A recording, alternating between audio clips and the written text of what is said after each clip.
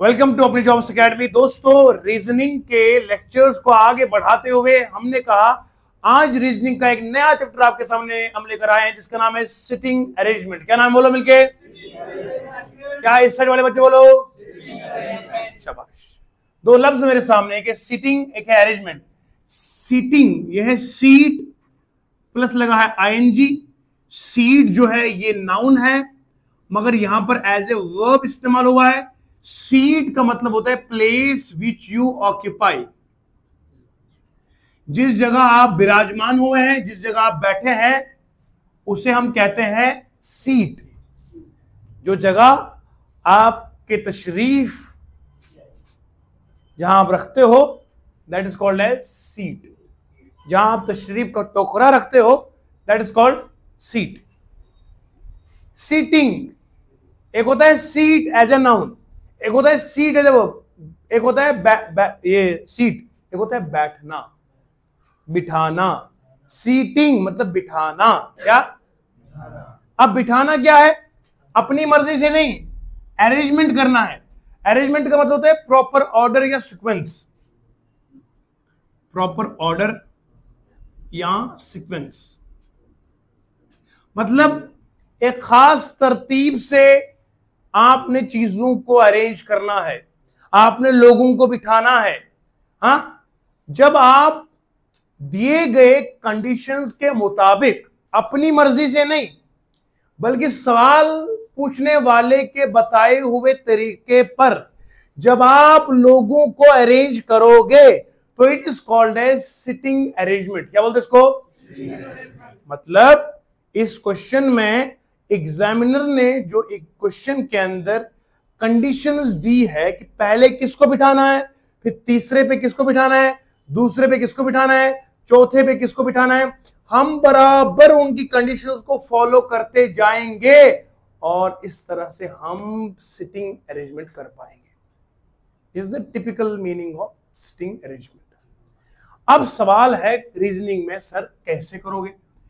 Sitting arrangement के सवाल को करने के लिए आपके पास सवाल में चार चीजें देखना जरूरी है। 4 things you have to be very careful about. This will be in your question. आपके क्वेश्चन में ये चार चीजें होना जरूरी है, तब जाके आप सवाल कर सकते हैं। कितने चीजें बोलो? 4। मिलके बोलो कितने? 4। शाबाश। पहली चीज, नंबर ऑफ पर्सन लिखा होना चाहिए। नंबर 2, आपको लिखा होना चाहिए फिगर गिवन, किस तस्वीर के ऊपर, किस शक्ल के ऊपर आपने लोगों को अरेंज करना है। 3rd, पहले सुना नंबर ऑफ, मिलके बोलो number of persons, figure given. उसके बाद डायरेक्शन किधर की है। उसके बाद चौथा नंबर पे कंडीशंस होनी चाहिए गिवन। अगर ये चार चीजें मेरे दोस्तों आपको सवाल में मिल गए, सिटिंग अरेंजमेंट का सवाल 10 सेकंड में आप बिल्कुल डिकोड कर सकते हैं। आइए समझते हैं कि ये चार चीजें हैं क्या। सिटिंग अरेंजमेंट पे सवाल किस किस तरह का आएगा, कैसा आएगा, ये हम समझते हैं आराम से। पहले मैं बताऊंगा नंबर ऑफ पर्सन का मतलब क्या होता है। भैया लोग कितने हैं? लोग या तो ऑड होंगे या तो इवन होंगे। नंबर 2 ही तरह के हैं, या तो ऑड है या तो, बीच में थोड़ी है कि कभी ऑड कभी इवन। वो तो इंसान होता है, कभी मेरा तो कभी आपका। दुरंगी जिसको बोलते हैं, दुरंगी छोड़ दे यकरंग हो जा, सरासर मोम या फिर संग हो जा, इधर बिकम वैक्स और बिकम स्टोन। ये नहीं कि कभी वैक्स तो कभी स्टोन। नंबर ऑफ पर्सन या तो ऑड होगा या तो 1 3 5 7 2 4 6 8। यहां तो दिए गए क्वेश्चन में होंगे 7 लोग हैं, या 8 लोग हैं, या 5 लोग, या 4 लोग, समझ में आया? या तो इवन या ऑड। इसके बाद फिगर कौन सी होगी सवाल में दी हुई? या तो होगी स्ट्रेट लाइन, या तो होगा सर्कल, या तो होगा स्क्वायर या रेक्टेंगल। इन 3 पर ही सवाल मैक्सिमम आते हैं। या तो हमें लाइन के ऊपर लोगों को अरेंज करना है, या तो डब्बे में लोगों को अरेंज करना है, या तो स्क्वायर या रेक्टेंगल में करना है, इस तरह की चीजें समझ में आ रही है। अब मेरे प्यारे प्यारे गोलू मोलू शोलू सुनो, करना क्या है। तीसरा है डायरेक्शन। क्या है बोलो? डायरेक्शन का मतलब क्या होता है? डायरेक्शन का मतलब होता है दिक्षिता नहीं, डायरेक्शन का मतलब होता है दिशा। दिशा का मतलब क्या होता है? किस तरफ, किस जानिब। हाँ, असल में डायरेक्शन का मतलब होता है आपका मुंह किधर की तरफ है। मेरा मुंह आपकी तरफ है तो मेरी डायरेक्शन ये है, मेरा मुंह इस तरफ हो गया तो डायरेक्शन ये बन गई। डायरेक्शन का मतलब होता है to which side you face, to which side you face, किस तरफ आपका मुंह शरीफ है। आई समझ? डायरेक्शन 4 हमारे पास है, नॉर्थ, बोलो ना, नॉर्थ साउथ ईस्ट वेस्ट, है ना, नॉर्थ ईस्ट और, मेरे हिसाब से यही 4 डिफॉल्ट डायरेक्शंस है। बीच में डायरेक्शन आपको पता है नॉर्थ वेस्ट साउथ ईस्ट, है ना, वो तो बीच की डायरेक्शन हो गई, वो आपको पता है अच्छे से, लेकिन 4 डायरेक्शन ही है। कंडीशन में क्या लिखा होता है? लिखा होता है ए जो है वो तीसरे नंबर पर है बी के, ए दूसरे पे है, ए किनारे पे है, ए एंड पे है, ए बीच में है, मतलब इस तरह के कंडीशंस। आइए हम आपके सामने एक सवाल ले ही लेते हैं, ताकि सवाल को ही देखकर हम एक रेफरेंस के तौर पर पूरा कॉन्सेप्ट समझाएंगे। मिलके बोलो, समझ में है? Are you ready? चलिए अब ले लेते हैं एक सवाल, और सवाल वाले से पूछते, बताओ भैया सवाल कैसा है, और हम सिखाएंगे करना कैसा है। देखिए बच्चे लोगों, एसएससी एमटीएस 2020 का सवाल आपके सामने है। 6 लोग हैं जो पोज कर रहे हैं। पोज समझते हैं आप? बहुत सारे लोग वो बनाते हैं कैमरा के सामने मुंह, इसे पोज कहते हैं। समझ गए ना? है, मुस्कुरा रहे हो तुम, है, तुम्हारा भी टाइम आएगा। 6% are posing for a camera for group photograph। Photograph खींचने के लिए, फोटोग्राफ को बनाने के लिए 6 लोग एक ही खानदान के, मान लो दोस्त यार, सब लाइन में आ गए, क्योंकि फोटोग्राफ लाइन में होता है ना, ऐसे थोड़ी फोटो होता है मेरे सामने रहूं पीछे सामने आ रहेगा, थोड़ी बड़ी बनाएगा फोटो, ऐसे बनेगा।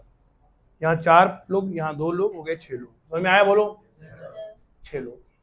अब मुझे बताओ ये 6 लोग लाइन पर ही होंगे तभी तो बनेगा? बोलो ना जी। गोले में थोड़ी बैठेंगे, गोल थोड़ी शक्ल बने हुए। फोटोग्राफ के लिए स्टैंडिंग समझ में आया? Means they are on a straight line. तो यहां पर फिगर दी गई कौन सी है? बोलो स्ट्रेट। आप जरा नोट करिए कि सर ने क्या बताया था। मैंने कहा इस सवाल को देखेंगे, 4 चीजें मिलेंगी तो करेंगे। बोलो कितनी चीजें? पहले बोलो नंबर ऑफ पर्सन मिल गया।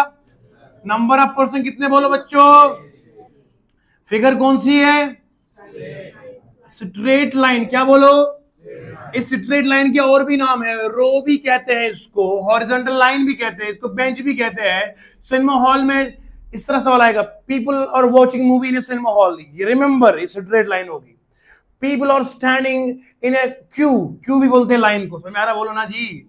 अरे भैया एग्जाम में आपको लाइन थोड़ी दी जाएगी, क्यू दिया जाएगा और रो दिया जाएगा, हॉरिजॉन्टल लाइन दी जाएगी, बेंच है स्कूल के, सिनेमा हॉल के। तो समझना जब भी ये सवाल आएगा तो ये स्ट्रेट लाइन की बात हो रही है। मिलके बोलो, समझ में आया?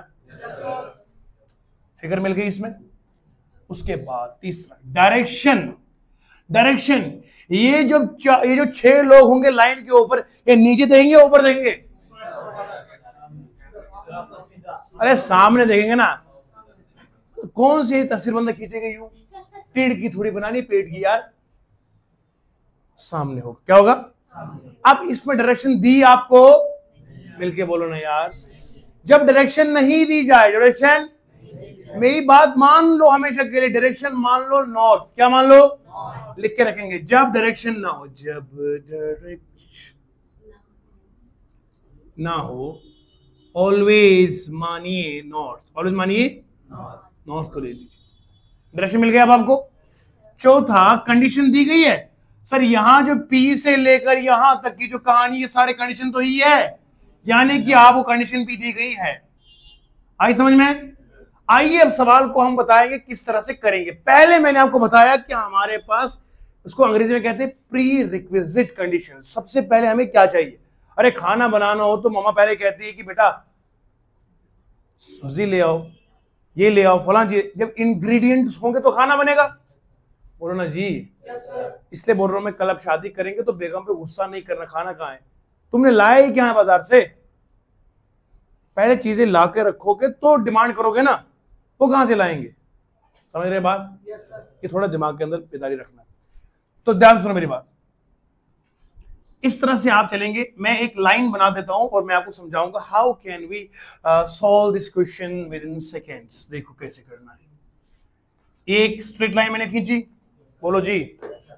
अब मैं 6 लोग पहले नहीं बनाऊंगा, पहले मैं बनाऊंगा स्टेप वाइज, स्टेप वाइज।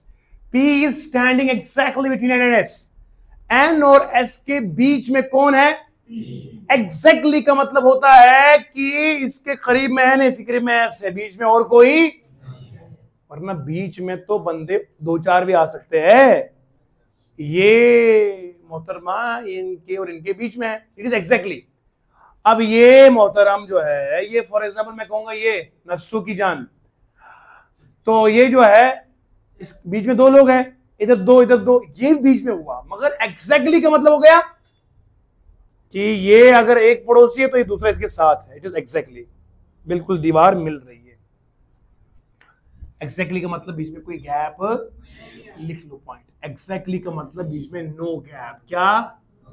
बिल्कुल कन्ने हैं, नेड़े हैं, नाल है, सूत सूत है। देखो ये आप सुनो, ये P है बीच में है और यहां लिखो आप N और यहां लिखो।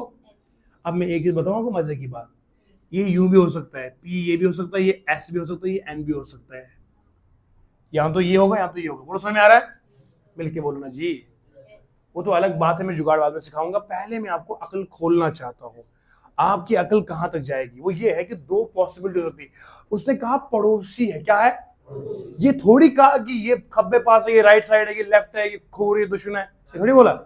उसने ये कहा कि ये इसके, बोलो ना जी। पड़ोसी का मतलब या तो N इधर होगा, या तो S होगा इधर, या तो S यहां होगा, या तो N। अब सुनो ध्यान से। While Q is to the immediate left of N, क्या बोला?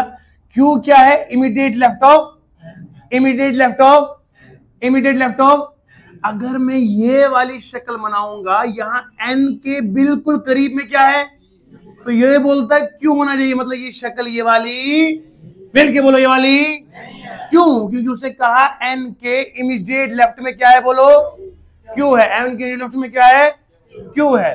तो यहां पर P है तो Q तो आएगा, Q आएगा। तो ये वाली शक्ल, तो ये वाली शक्ल होनी चाहिए। बोलो ना जी, बोलो। Immediate left of N, N के इमीडिएट का मतलब होता है नो गैप, एग्जैक्टली का मतलब नो गैप, इमीडिएट का मतलब नो गैप। मैं यहां पे लिखता हूं एग्जैक्टली अगर आएगा, इमीडिएट आएगा, नेक्स्ट टू अगर आएगा, बिसाइड्स अगर आएगा, बिसाइड अगर आएगा, इसका मतलब होता है बीच में नो गैप, बिल्कुल साथ साथ है। बोलो समझ में आया?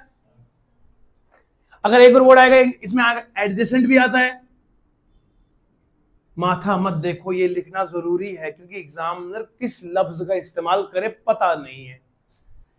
अब उसने बोला N के लेफ्ट में क्या होगा? Q लिखा, Q is to the immediate left of. मगर इस डायग्राम में क्या है? तो ये डायग्राम बनेगी, इसका मतलब पहले वाली डायग्राम सही है। तो यहां N के लेफ्ट में क्या लिखेंगे? बोलो आप, आई समझ में? अच्छा ये मसले हो हल हो गए। ओ नहीं, ओ ये हिंदी नहीं है। O is at the extreme right. O कहां पर है? एक्सट्रीम राइट का मतलब बिल्कुल किनारे पे। क्या? तो मैं यहां O बनाऊं? बोलो ना जी। अरे भैया ये नॉर्थ में माना ना। अरे नॉर्थ में बंदा होता है, राइट ये होता है, लेफ्ट ये होता है। नॉर्थ का राइट ये है, लेफ्ट। बोलो ना जी। तो एक्सट्रीम राइट का मतलब होता है बिल्कुल दाएं के किनारे पर। While R is to his immediate left, किसके इमीडिएट लेफ्ट में? O के इमीडिएट लेफ्ट में R इधर आएगा। 1 2 3 4 5 6 हो गए। सवाल हल हो गया, C हो गया answer. Who is to the exact right of S? S के एग्जैक्ट राइट में कौन है? R है। C is the answer. मैंने आपको बताया है, हम पढ़ाएंगे इंशाल्लाह बेमिसाल। दूसरा मुकाबला करने का सोच ही नहीं पाएगा। हम आपकी लेवल पर आकर पढ़ाएंगे, बिल्कुल जम के और दबा के। समझ में आ रहा है? मिलके बोलो। जिस प्यार से पढ़ाता हूँ उसी प्यार जवाब दो। समझ में आया है? ये वाला एंटार्क्टिका वाला जोन है, समझ में आया? Yes sir. सर मैं 4 बच्चों का बाप हूं, आवाज कहां निकलेगी? ठीक है, समझ में आया? कोई बात नहीं, आपकी किस्मत को सलाम है। जिस उम्र में आपको पढ़ाई करनी थी,